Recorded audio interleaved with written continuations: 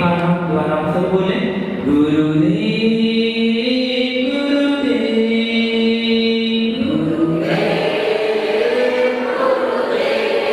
गुरुदेव गुरुदेव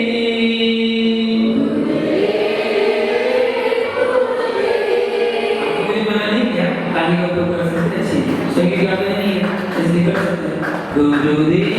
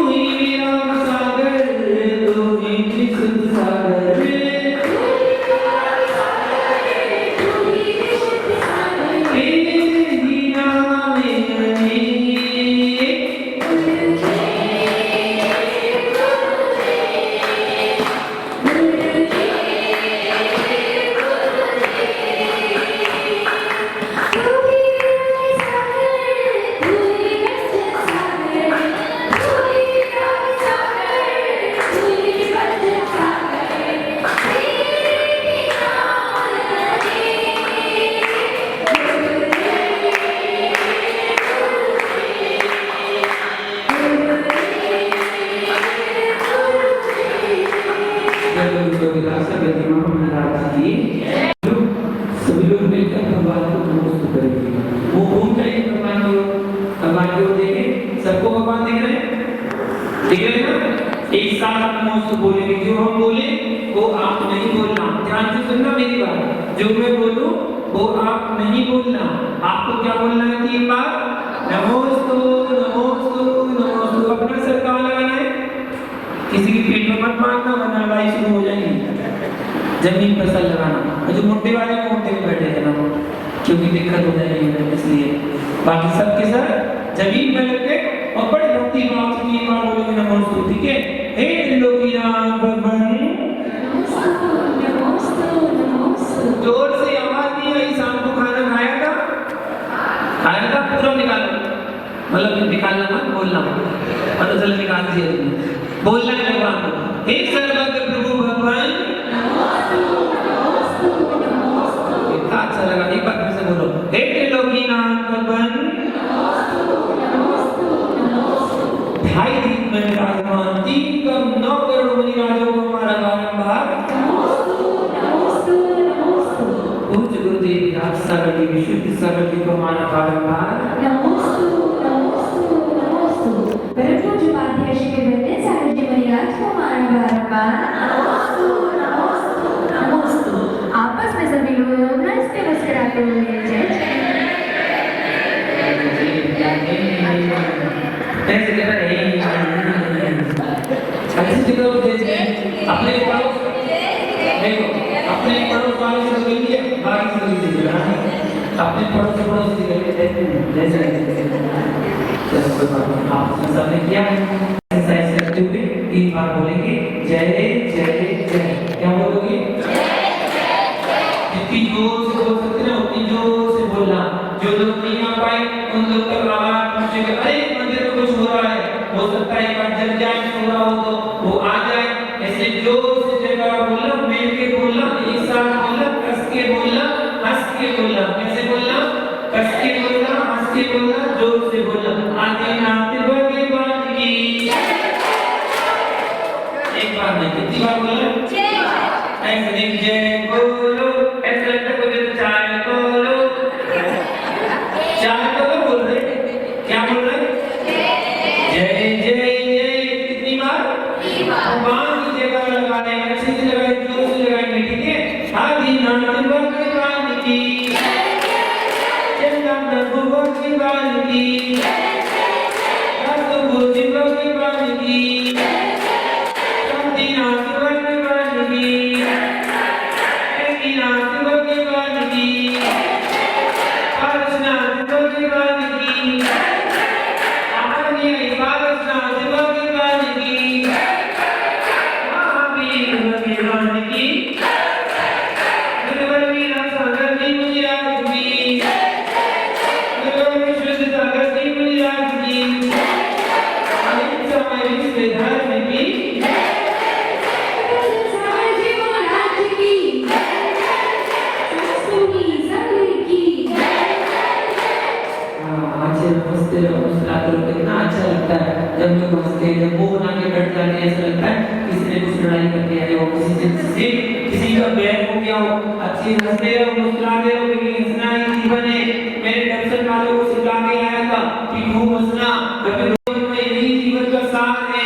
क्योंकि हंसता व्यक्ति कभी पाप नहीं करता है। हंसो इतना हंसो कि आंखें खुल जाए। हंसो इतना हंसो कि आंखें खुल जाए, और रो तो इतना रो कि आंखें तो धुल जाए। आंखें तो रो लेना चाहिए, इतना तो रोना चाहिए। हाँ, आंखें गीली हो जाती है, इसलिए रोना चाहिए। कहते हैं हंसो इतना हंसो कि हंसना बाकी ना रहे। हंसो तो इतना हंसो कि हंसना बाकी ना रहे, और रो तो इतना रो कम से कम रख तो बच जाए। चलो ये बात है, कम कर लेते हैं। हंसो इतना हंसो कि हंसना बाकी ना रहे, और रो इतना रो कम से गिलास तो बच जाए। इतना भी नहीं होगा। चलो कम कर लेते हैं अपनी जल्दी बात।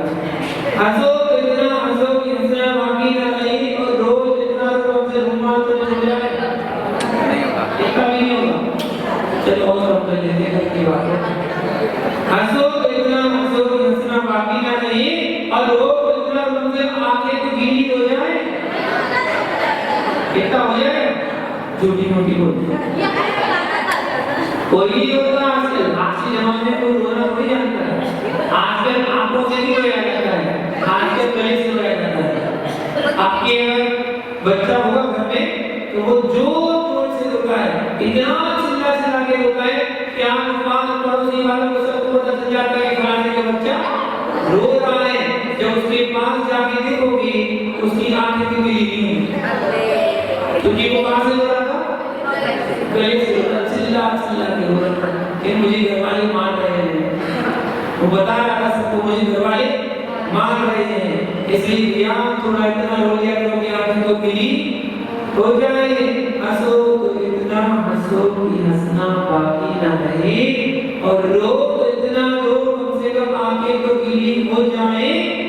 और आओ तो हम संतों जैसे कि घर जाना बाकी ना रहे और जाओ तो इन सिद्धों जैसे कि वापस आना बाकी ना रहे।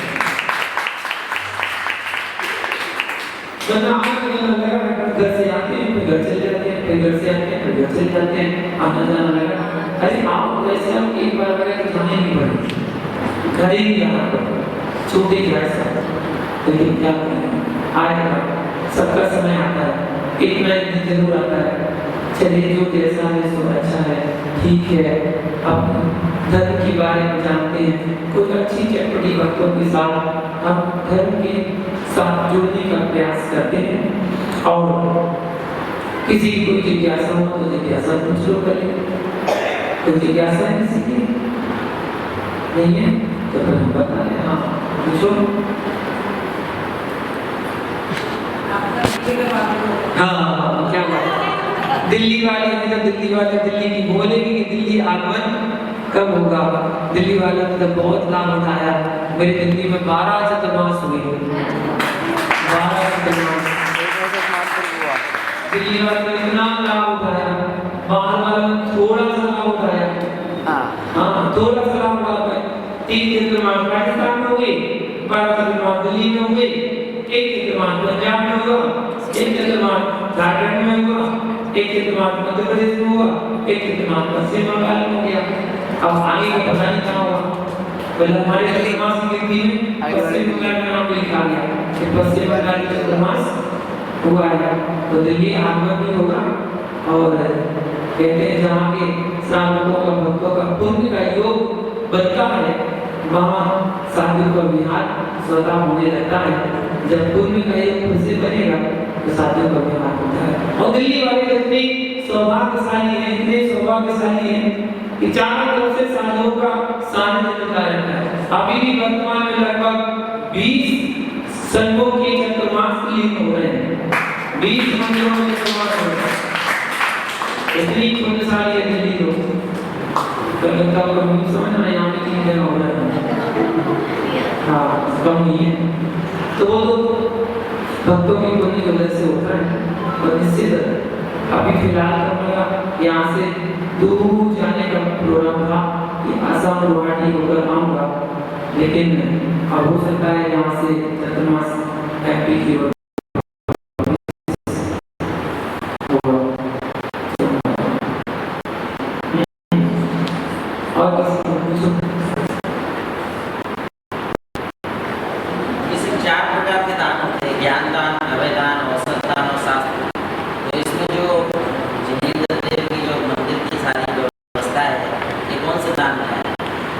मंदिर की व्यवस्था कौन से दान में आ जाएगी। देखिए दान 4 प्रकार के हैं, पूजा में पढ़ते हैं।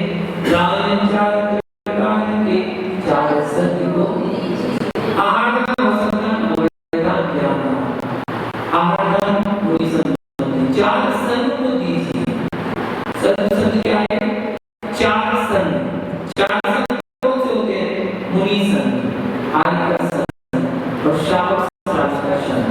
और श्रावक श्राविका के अंतर्गत आते हैं। अनुभूति श्रावक श्राविका के अंतर्गत आते हैं।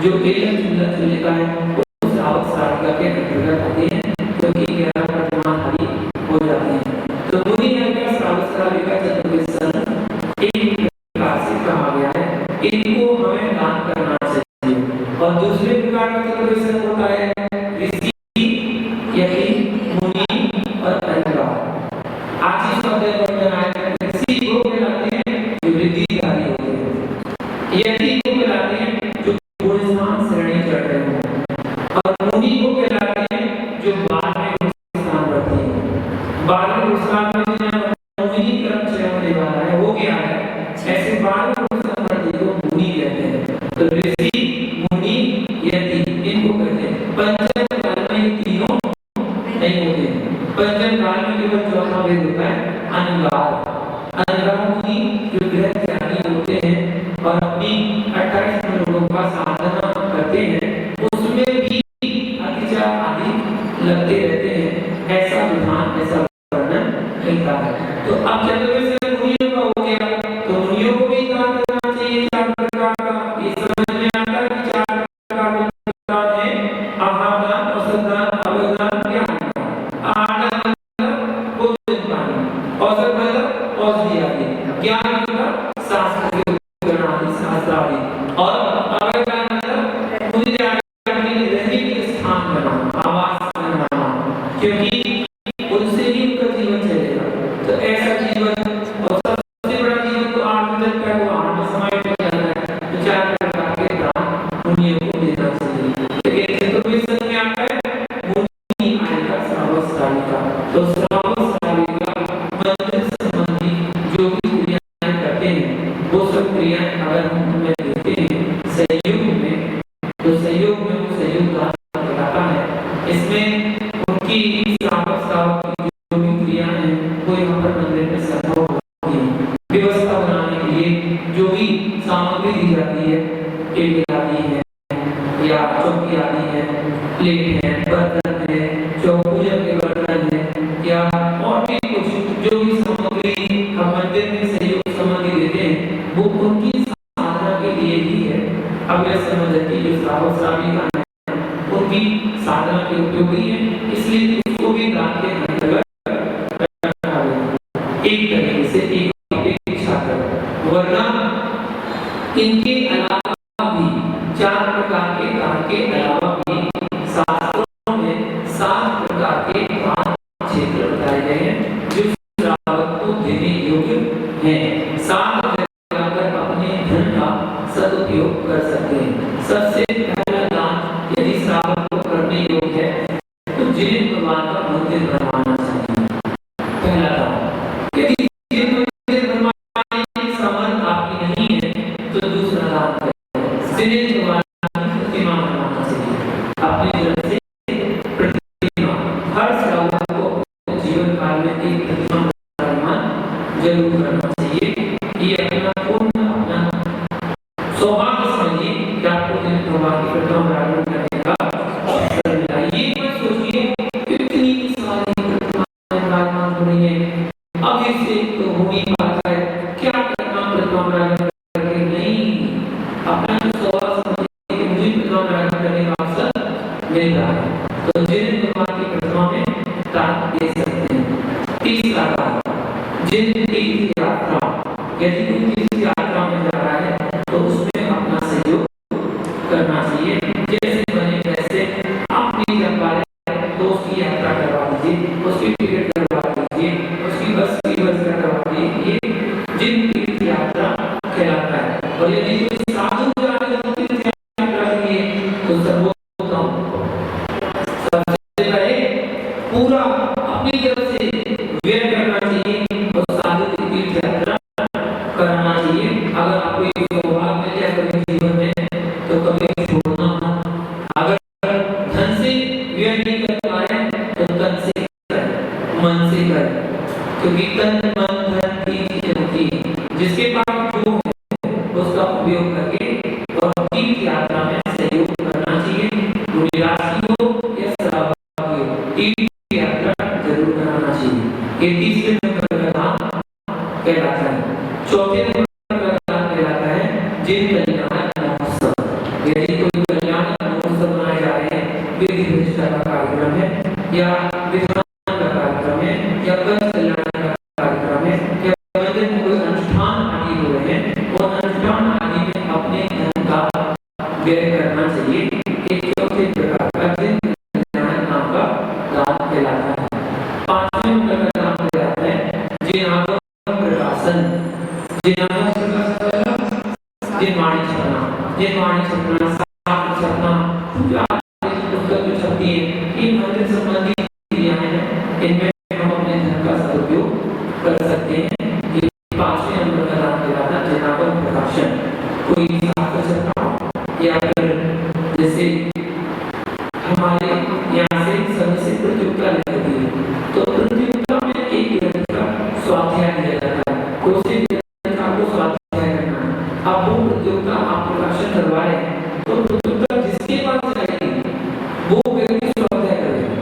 तो किसी लेवल से हो रहा है, आपके लेवल से हो रहा है, तो आपके लेवल से कुछ अगर करेगा तो उसका लाभ आपको भी मिलेगा। इसलिए जिनागम प्रकाशन में आप दान कर सकते हैं।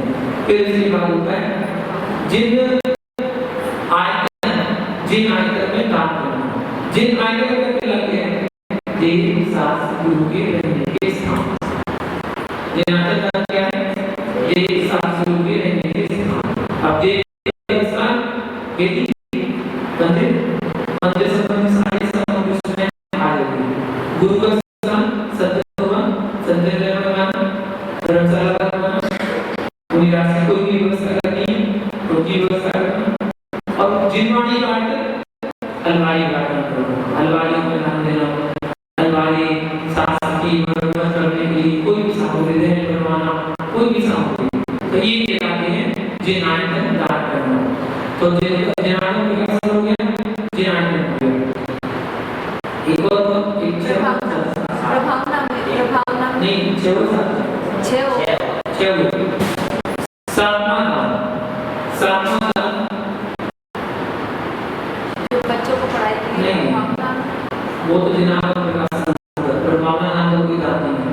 जिनागम सात दान होते हैं, जिसमें पहला दिन मंदिर हो गया, दिन मूर्ति हो गया, जिन कल्याण हो गया, और जिनागम प्रकाशन हो गया, और जिनागम निर्माण हो गया, तीर्थ यात्रा, जिन तीर्थ यात्रा हो गया, ऐसे सात प्रकार का उनमें अगर दान करते हैं तो वो दान आपका उपयोग लगता है, कि वो दान कहा जाता है। इनके अलावा जो दिया जाता है, इनके अलावा दिया जाता है वो दान नहीं रहता है।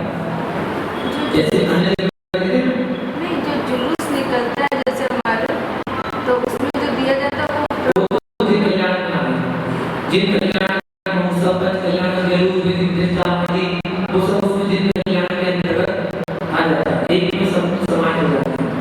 आपको याद आया कि किस प्रकार दान करना चाहिए।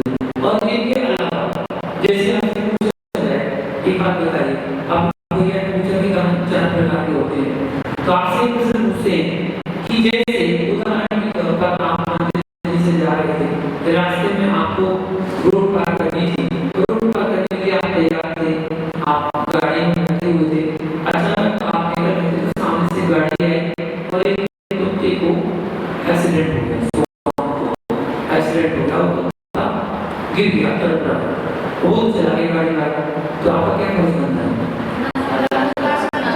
आप जितना हो सकता है उसकी सेवा करें। तो आप सबसे पहले उसको बचाने का प्रयास करें, उसको उठा के हॉस्पिटल ले जाइए, आपकी जानकारी हॉस्पिटल दी, आप उसको हॉस्पिटल में ले गए, पर आप कैसे ले गए, उसका उपचार हो गया, उसकी जान बची, उसकी जान बची।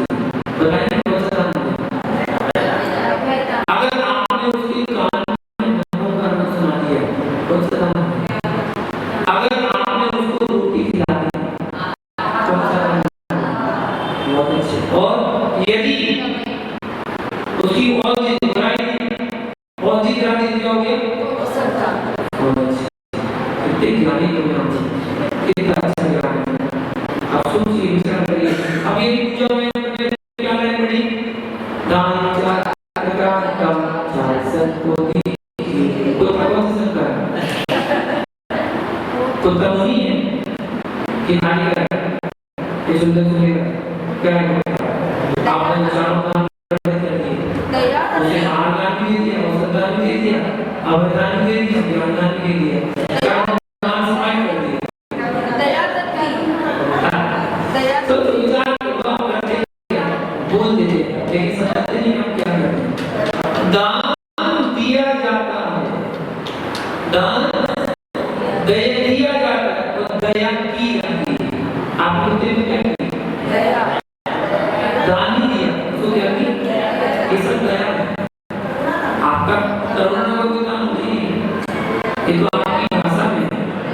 दान दिया जाता है, दया की जाती है। कोई गरीब है, असहाय है, उसके लिए हम दया दया करते हैं, उसकी जो अपनी पर बन सकती है वो उसकी सीमा करते हैं। दिया दान दिया जाता है और दया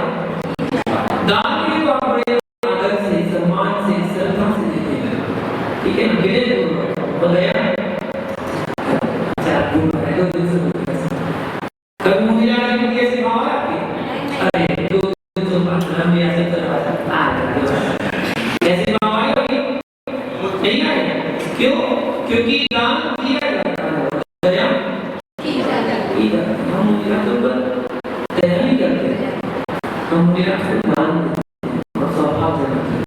तो इस प्रकार मंदिर संबंधी कोई भी जो सामग्री आदि के लेते हैं वो सब दान के अंतर्गत आता है। जितना सहयोग करते हैं उतना सहयोग करके करना चाहिए।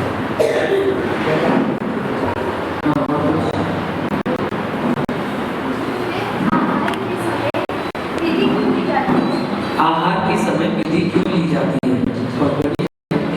देखिए तब दो प्रकार के होते हैं, एक तो होता है बहिरंग तप, एक होता है अंतरंग तप। बहिरंग तप के 6 भेद हैं और अंतरंग तप के 6 भेद हैं। बहिरंग तप के 6 भेद में पहला भेद होता है अनशन। अनशन मतलब उपवास करना, सबसे छोटा है। इससे बड़ा कोई तप है वो है ऊणोदर। ऊणोदर मतलब भूख से कम खाना, जितनी आपकी भूख हो उससे थोड़ा कम खाना, ये दूसरे नंबर का तप कहलाता है। तीसरे नंबर का तप होता है रस वृद्धि प्रसंख्या। आंसर होता वृद्धि प्रसंख्या।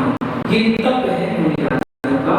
वृद्धि मतलब वृद्धि प्रसंख्या एक मर्यादा मानना, एक वृद्धि के करते हुए, और वो कई प्रकार की होती है। जैसे मुनिराज ने भगवान के सामने जब प्रतिज्ञा ले रहे थे कि 5 उंगलियों को जोड़ देना और जोड़ के एक स्थान पर स्थित किया गया, वहां पर रख देना। एक लाती है मुद्रा, 5 उंगलियों को जोड़ के जाती मुद्रा, और मुद्रा जोड़कर वो अपने दाहिने कंधे पर रख कर के प्रतिज्ञा करते हो जाते हैं कि मुझे ऐसा दृश्य देखने मिले तो ही मैं आहार करूंगा, वरना आहार नहीं करूंगा। ये अपनी परीक्षा लेने के लिए वो वृद्धि परिसंख्या नाम का तप कहलाता है। कैसा कैसा होता है? जैसे मुनिराज भी नियम दे सकते हैं कि आज या कमल जी अगर पढ़ाने के लिए खड़े होंगे तो ही आगे बना देंगे। जब ये पता नहीं था कि कमल जी अगर पढ़ाने के लिए आए भी है कि नहीं आए, बस समझ में आ गया कि आज तो एक कमल जी साहब हैं, उनकी पढ़ान पर बस देखा कमल जी खड़े उपास, या ये प्रतिज्ञा ले बस मंदिर से निकलकर 2 बार तक करेंगे, 2 बजे तक करेंगे। अगर 2 बजे तक कुछ चौका होगा, पढ़ना होगा तो पढ़ जाएंगे, बना। ऐसा भी होता है कि मंदिर से 10 मिनट का जो होगा, अगर कुछ पढ़ाने के लिए खड़ा होगा तो वहां जाएंगे, तो मतलब से नंबर का देखेंगे। अगर पढ़ा नहीं रहा है तो ठीक है, बना। या और अनेक प्रकार की विधियां होती हैं, जैसे जो चौके संबंधी विधि होती है, चौके में जो आता है आहार में, वो आहार संबंधी विधि मुनिराज लेते हैं। जैसे कलश की विधि देना, जैसे श्रीफल की विधि देना, जैसे गोले की विधि देना, ये विधि, जैसे टाप का पानी या दूध की विधि देना। मतलब जो चौके में आ रहा है बस उसी संबंधित विधि देना। सेब है, खीरा है, ग्राम है, मौसमी है, संतरा है, फल की विधि देना, या फिर ड्राई फ्रूट है, काजू है, किसमिस है, पिस्ता है, बादाम है, छुआरा है, जो चौके में आ रहा है उसी विधि देनी। या फिर अष्टग्रह जो पूजा के लिए अष्टग्रह बनाई हुई थी उसकी विधि देनी। बादाम, चिकन, मेवे, दूध, घी, किसी भी विधि दे सकते हैं। तो जो चौकी में आता है उसी संबंधित विधि देते हैं। तो फल, ड्राई फ्रूट, अष्टग्रह और कलश बोले आने, इसी संबंधित विधि दी जाती है। और इसी विधि लेकर वो देखते हैं, परीक्षा लेते हैं कि हमारे आज भाग्य में, हमारे किस्मत में आहार है भी है, देखते हैं। ये उनका वृद्धि परिसंख्या नाम का तप है। तो अगर पूर्ण रूप से देखा जाए तो आचार्यों का एक होता है, आचार्यों के 36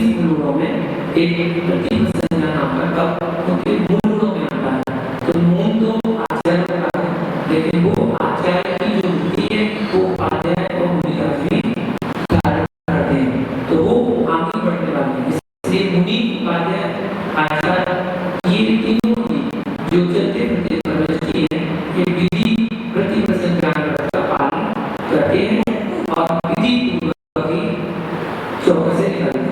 अब कहीं कहीं एक ही चौका लगता है, तो एक ही चौका लगता है और मुनिराज यदि बिना विधि लिए उस चौके में चले जाते हैं तो उन्हें उद्दिष्ट खाने का दोष लगेगा। उनकी मृत्यु से बनाया हुआ भोजन वो आहार करने चले गए, उन्हें उसका दोष लग जाएगा, उसमें जो भी अनुमोदना हुई उसका दोष होने लगेगा। इस कारण से मुनिराज अपनी प्रतिज्ञा पूर्वक कहते हैं कि अगर मेरी प्रतिज्ञा पूरी हुई तो आहार करूंगा। अब चाहे आप एक चौका लगाओ, चाहे दो चौका लगाओ, चाहे कितनी चौकी लगाओ, प्रतिज्ञा पूरी के लिए अगर दो चौकी होंगी तो ऑप्शन रहेगा, एक में होगी दूसरे से लेकर दूसरे में होगी तो ऑप्शन है। यदि बाई चांस कोई पहले चौके में एक ही चौका लगा, उसमें कोई कमी नहीं आ गई, क्या कमी, जैसे लाइट पूरी हो गई, पंखा चला नहीं गया या जीप व्यक्ति पड़ा रह गया, अब वहां से तो लौट आए, वहां से जाएंगे नहीं, वहां अब कहाँ जाए। अगर दूसरा चौका होगा तो वहां जा सकते हैं, और नहीं हुआ आ जाएंगे मंदिर, मुद्रा छोड़ देंगे। और एक बार जब मुद्रा छूट गई तो फिर दोबारा हमारे लिए जेल उठेंगे। कैसी विधि रहती है। तो इस प्रकार मुनिराज अपनी तपस्या करने के लिए विधि आदि प्रतिज्ञा आदि को लेते हैं और चतुर्मास में अधिकार साधना करते हैं। वो साधना के दिन होती, इसलिए चतुर्मास में जरूर लेते हैं। बाकी सब लिए हमारे बाकी समय पर एक से विधि लेते हैं, एक कल से कोई पढ़ रहा हो या दो कल से पति पत्नी जोड़े के साथ पढ़ रहा है, ये विधि लेते हैं। तो ये विधि तो कोई भी विधि ले सकते हैं, उसका पालन कर सकते हैं। अब अच्छे से कभी कभी विधि को मिलाया जा सकता है बिल्कुल आसान तरीके से। कैसे, जैसे अभी जैसे हम चार चीजें बताए आपको कि पढ़ने के समय चार चीजें रखना चाहिए। क्या चार चीजें? अक्षर की थाली, ड्राई फ्रूट की थाली, फल की थाली और चौथी कलश को लेना है। बस ये चार चीजें आपके पास पढ़वाने के लिए हैं, आप कोई भी विधि को मिला सकते हैं। अब वो चार लोग अलग अलग लेना चाहिए थाली को, चार लोग खड़े हुए अलग अलग खड़े हुए, मुनिराज जैसी विधि लेकर उनकी विधि जिस ओर होगी, जिस तरफ होगी उस तरफ देखेंगे। बस जैसे चार थालियों में से आज मुनिराज की अष्टदल की थाली में से लौंग की विधि लेकर निकले और लौंग की विधि लेकर निकले तीन जेंट्सों के हाथ में एक एक लौंग हो, ये विधि लेकर निकले। अब उसको कैसे मिलाया जाएगा? तो कैसे मिलाएंगे? मुनिराज आगे सबसे पहले कर देंगे अष्टदल की थाली। बस अष्टदल की थाली देखेंगे, इसका मतलब आप तुरंत समझ जाएं कि अष्टदल की थाली में से विधि है और नहीं विधि नहीं है। तो बोली प्लस आगे तो अलग कर दो, उसको देख ही नहीं रहे, इसका मतलब विधि उसकी है ही नहीं है। फल की तरफ देख ही नहीं रहे, इसका मतलब अलग कर दो। ड्राई को देख ही नहीं रहे, इसका मतलब उसको भी अलग कर दो। आपके पास क्या बचा? ओनली अष्टदल में 8 चीजें हैं, बस 8 में से विधि है, 8 चीजें 8 में से विधि है। अब कैसे मिलाएंगे? तो सबसे पहले आपने अक्षर लिए और अक्षर लेकर दूसरे को देना, अपने आप को नहीं देना, बगल उसको देना। अगर उसके हाथ में अक्षर दिए और मुनिराज ने उसकी तरफ देखा, इसका मतलब अक्षर की विधि है। और अगर उसको नहीं देखा, आपको ही देख रहे हैं, इसका मतलब आपकी थाली में है, विधि अभी आपकी थाली में। हड़बड़ाना नहीं होता विधि मिलाते समय, बिल्कुल शांत परिणामों से, अच्छे मन से, बिल्कुल मुनिराज की दृष्टि देखते जाओ, मुनिराज इसको देख रहे हैं, बस देखते जाओ, विधि विधि करेंगे। अब मुनिराज आपको देख रहे हैं, इसका मतलब अक्षर की विधि नहीं है, उसको वापस लेके तुरंत उसके हाथ में पुष्प दो, पुष्प को नहीं देखा वापस ले लो, चिटक को दिया, चिटक नैवेद्य दी, नैवेद्य वापस ले लो, दीप दिया उसको, दीप को भी नहीं देखा, आपको देख रहे हैं, इसका विधि यदि आपके पास है और जैसे आपने दी उस मुनिराज ने तुरंत अपनी दृष्टि उसकी तरफ की, इसका मतलब विधि इसकी है और ये बाकी चीजें अलग कर दो, विधि किसकी है? लॉ की विधि है। अब लॉ को जिसको दुनिया की इसकी विधि होगी उसको देखेंगे। लेडीज की विधि है, लेडीज की तरफ से दृष्टि हट जाएगी। अब इतना समझ में आ गया लॉ की विधि है। अब किसी को होना चाहिए वो तुरंत जेंट्स को देखेंगे, तो जैसे जेंट्स को देखा जैसे आपने लॉ सबसे पहले एक लॉ, और जैसे मैं दूसरे जेंट्स को देखा दूसरे जेंट्स को दे दो, तीसरे को देखा तीसरे को दे दो, विधि में बस दृष्टि देते जाओ, दृष्टि देते जाओ, विधि जाते जाओ, बिल्कुल आसान तरीके से मिल जाती है। अगर आप हड़बड़ाएं जैसे कि हम काफी जानते हैं 99% हम देखते हैं विधि करते हैं तो जो साथ वाले चलते हैं पीछे जो चलते देखने के लिए वो हल्ला बल्ले नीचे जाने लगते हैं। जैसे मैं उनको कानून बता के आया हूँ कि मैं ना किस तरह से विधि देके जा रहा हूँ, ठीक है, उनको कानून बता दिया। अब वो पीछे पीछे जाएंगे और बच्चों के बारे में चिल्लाएंगे, दो बार से लो, तीन बार से लो, एक बार से लो, अरे छोड़ ही जाओ, पैर मारो। हम तुम्हें तो बता के आए कि कल रिस्पांसिबिलिटी लेके आए, ऐसे कॉन्फिडेंस से चिल्लाएंगे बिल्कुल जैसे इनको पता है किसी को, बस और किसी को पता ही नहीं। पर सामने वाले चौकी को भी आप प्लेस कर रहे हैं, वो बेचारा विधि मिला है उसको मिला दो, जिसको आता है जो सीखा हुआ है वो मिला है, वो मुझे दिख रहा है या किसी को देख रहा है। अब मैं देख रहा हूँ फर्जी हो, कोई देख रहा हूँ फर्जी हो और मेरा है गलती हो, कर सकते हो, कर सकते हो, एक गलत ले लो, दो गलत ले लो, तीन गलत ले लो, गलत ले लो, अब देख कर फर्जी हो, तो फर्जी हो देख कर विधि किसकी है? सिंपल। अगर मैं एक से की विधि लेके आया केवल ओनली एक से और कुमारी कन्या के हाथ में वो सेब कैसे मुनिराम विधि वही देते हैं 99% जो उन्हें मिल जाती है।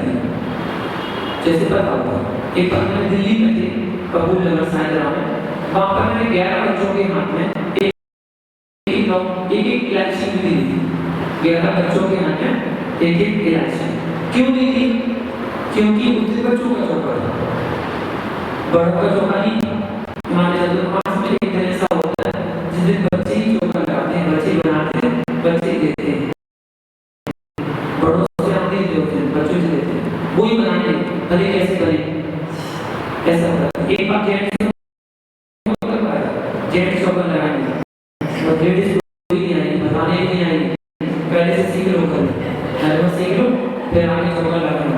तो ऐसा होता है जेंट्स की एक बार जेंट्स के लेते हैं, जेंट्स चौका लगाएंगे बस जिस दिन छुट्टी होगी ना उस दिन चाहे रोटी मोटी बने चाहे पतली बने, अब जेंट्स के कोई बात नहीं खिला देंगे। ऐसा होता है। मान लो मैंने एक सेल्फी दी, अब आपको कैसे मिलाना है? हम आपको किसी खाली तरफ देखेंगे, पर की खाली तरफ देखेंगे, सेब की तरफ नहीं, पहले क्या देखेंगे, मंदिर से लेकर क्या देखेंगे, फल की खाली तरफ देखेंगे। जैसे फल की खाली तरफ देखेंगे इस तरह विधि किसकी है? फल की है। तो फल जो भी चौके में आते हैं वो आपकी थाली में होना चाहिए। अब आपने वो शोभी उठा के दूसरे को दी, उसको नहीं देखा, तो आपकी तरफ देख रहे हैं, इस तरह विधि आपके पास है। आपने केला दिया, अनार दिया, संतरा दिया, ठीक है, और जैसे आपने सेब आगे दूसरे को दिया मुझे ऐसा दृष्टि उसी तरह उधर बस जैसे ही से मारा मेरा। अगर मैं तो चीज आपने लेडीज को दी और मुझे ऐसी विधि क्या थी कन्या के हाथ में, तो जो भी बच्चा वहाँ खड़ा होगा वह बच्चे को देख मुझे तो क्या करो आप उसको उठाओ, चलो तो सेब को बस। अब ये 2 या 3 सेब का और उसमें एक ही हो तो देखो आप देख रहे हैं उसी सेब को देख जा रहे हैं, इसका मतलब सेब के लिए और ये तो आप क्या होगा मुनिराज आपको समय देंगे, मुनिराज को पता चल जाएगा कि विधि को समझ में आ गई, इनको विधि समझ में आ गई, लेकिन एकदम से बड़ा भाव नहीं, पहले एक देखो कि हाँ मुनिराज ने इसे देखा है, और यदि उसी को देख रहे हैं इसका मतलब सेब बढ़ाना है, चेंज मत करो उसको कि नहीं इसे क्लियर दूसरी कर लो, नहीं गड़बड़ हो जाएगी। अब सेब को जैसे देख रहे हैं उसी को देख रहे हैं, इसका मतलब उसको और से दो और बढ़ाना है, इससे बगल से मंगवा लो। अगर बाई चांस अगर बगल होते हो और वहां से लाना हो तो जैसे ही आप बोलोगे ना भैया जल्दी से लेके आना, तो मुझे आपको समझ नहीं फिर वो मंदिर नहीं आएंगे, फिर वो आसपास की गली में मुड़ जाएंगे। तो जैसे ही गली में मुड़ेंगे ना तो जेंट्सों का एक कर्तव्य करना चाहिए, तो ऐसा करना उनको अकेले में जाने दो, अकेले भेज दिया उनके साथ जाना चाहिए। उसके बाद वो आ जाए जब तक यहाँ पर सब हो जाएगी विधि कैसा होगा और विधि मिल जाती है। तो जैसे मैंने बताया कि अगर बच्चों के हाथ में एक इलायची की विधि थी वो भी मिलती थी, क्यों बच्चे तो थे। अब विधि क्या थी इलायची की, तो वहाँ क्या होता पूजा में इलायची डालते हैं, दिल्ली में यहाँ भी डालते हैं, पूजा में इलायची डालते हैं। तो पूजा की तरफ से काम है, तो उन्होंने एक करके 8 धर्म दिखाए, बच्चे को देखते थे। और जैसे हमने 8 धर्म नहीं देखा और द्रव्य की सारी धर्म देख रहे हैं, इस तरह है तो इसी में विधि। हमने ढूंढा कि क्या रह गया, जल हो गया, चंदन हो गया, चल हो गया, सब दिखा दिए, क्या रह गया। तो जैसे मैंने बात इलायची देखी, इलायची उन्होंने देखना शुरू कर दिया, देखा तो जैसे देखा दूसरे को तीसरे को चौथे को 11 से तिथि क्या 11 तिथि थी, 11 बच्चों में ऐसी विधि करने में थी। अब हम सुन एक इलायची हुई 11 बच्चों के हाथ में कैसे मिलेगी, नहीं सकती, क्यों मिलेगी, भाग में होगा सब कुछ मिलेगा, भाग में होगा सब कुछ मिलेगा। एक बार भी थी पूरी रात नहीं नारे नहीं थी, मैं ऐसे भी नहीं लेता कुछ गड़बड़ थी। एक बच्चा केला खाते एक बच्चा केला खाते हुए देखे।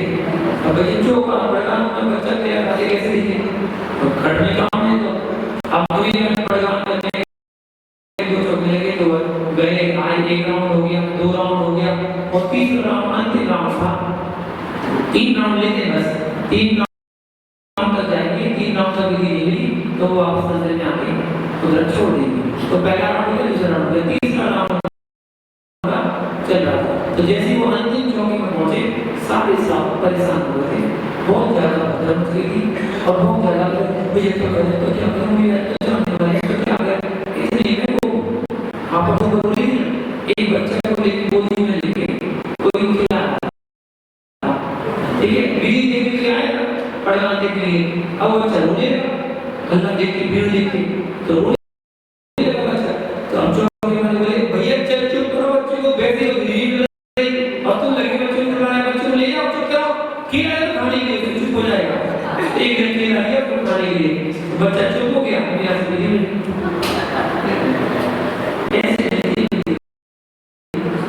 भाग में तो कैसे मुझे पता नहीं चलेगा, कैसे मुझे पता चलेगा।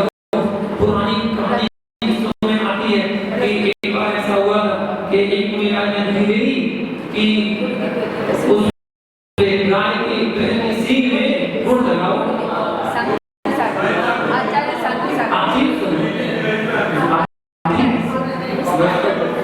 कोई मामी भी कह रहा था, कोई आई सगा बोल रहा था और कोई कुछ बोल रहा था, तो आप ठीक सींग हो रहा इतना नहीं करना। इसलिए एक क्या बोले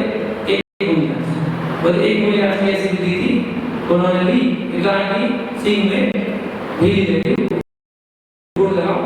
अब एक ने कहता भेली लगी हो भेली को कैसे उठाएगा बेचारा, एक सींग टूट जाएगा उसका सींग, गुड़ लगाओ विधि थी, गाय की सींग में गुड़ लगाओ, ये विधि थी।